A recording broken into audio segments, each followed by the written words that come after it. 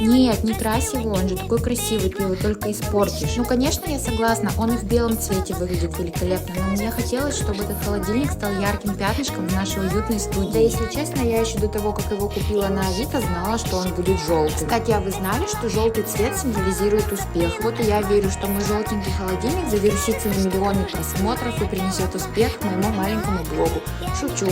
А может и нет. Короче говоря, как вы поняли, я закончила наконец подготовительные работы и покрыла грунтом в один слой, а еще продолжаю красить внутрянку. Пока что я даже не против, что получается так симпатично. Надеюсь, на следующих этапах я ничего не накосячу.